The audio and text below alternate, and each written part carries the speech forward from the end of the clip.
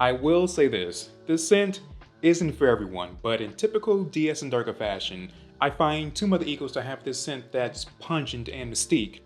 Let's talk about it.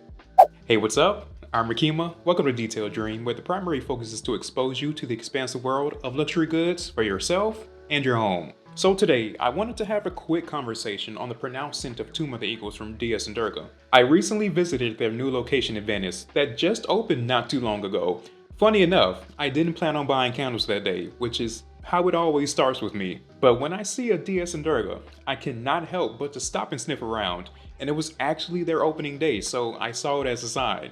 Good conversation and laughs will get me to buy almost anything. Almost anything. So I picked out a couple great candles to add to the collection. Tomb of the Eagles, of course, and Pacific Mythic, which is a special California exclusive. Such a good scent. Let me know if you want to know more about Pacific Mythic, or if you have it, how do you like it? Tomb of the Eagles is a scent that I've been wanting for such a long time. The timing has never been in my favor to get it until my last visit. Tomb of the Eagles is not just a scent, it's based on an actual location. On the island of Orkney in Scotland, the Tomb of the Eagles was accidentally unearthed by a farmer digging on his land in the 50s, searching for a stone for his fence post. Leave it alone. Get in your truck and drive off. This hidden chamber or tomb held people who were buried with eagle talents, for which reasons no one knows. It's believed that these eagle talents were a totem to the people of the Stone Age, and because of this, the tomb is known as Tomb of the Eagles. I've never been to Orkney, or Scotland for that matter, but I've read that Orkney has the largest amount of Neolithic or Stone Age sites in all of Europe, enriched with grassy green landscapes, ancient wisdom, and countless ruins. 3,000 sites in total for all of my archaeologist friends out there.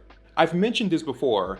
I find the correlation noteworthy with how DS and Durga tie these different stories into their scent notes.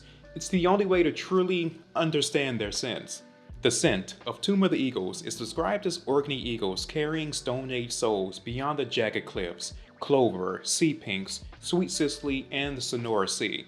The scent of the North Sea air sprays over the damp lichen-covered rocks. Inside of the wind-battered cracks, tiny sea pinks are seen clutching to the stones, smelling of narcotic carnation. And the leaves of sweet Sicily smells of orange and cinnamon.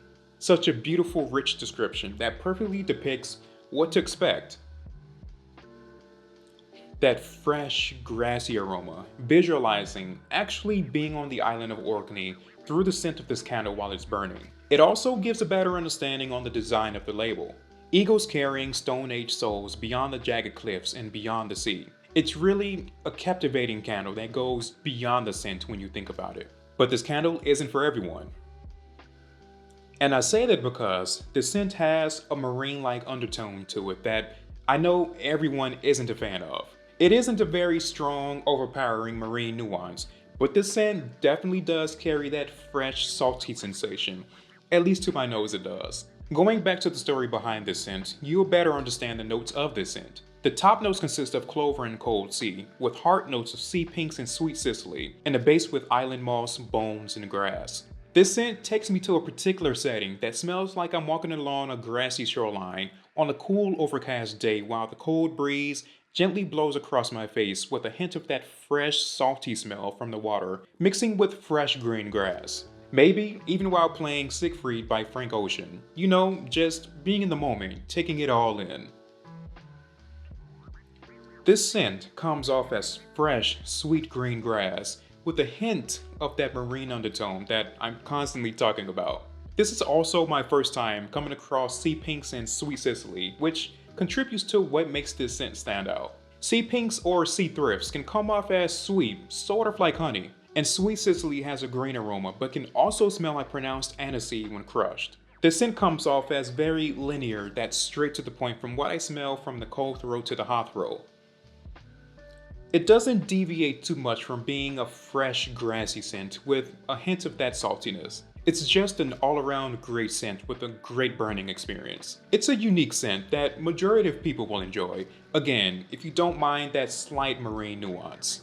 What is the burn performance like with this scent? The cold throat isn't the strongest, it's on the moderate side when sitting close by. The hot throat performs as a typical DS and Durga candle. It's going to provide a strong performance that's going to fill the space beautifully with this almost like invigorating green aroma. DS candles provide some of the best clean burns for their size and price point. Of course, the size of a space and burning conditions vary from space to space, but most commonly, it's going to take about 2.5 hours on average for a full surface melt.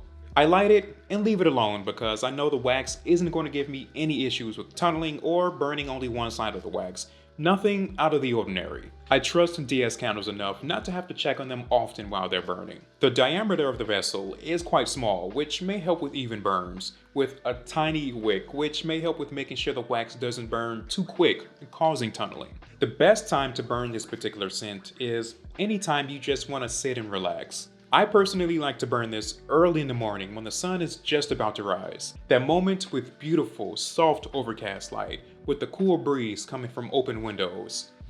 Yeah, one of the most perfect times of day. Tomb of the Eagles is one of my favorite scents from DS and Durga.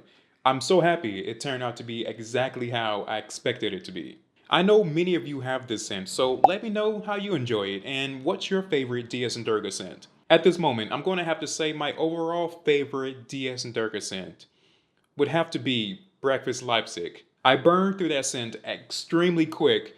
I'm trying to savor the last bits of it before having to buy another.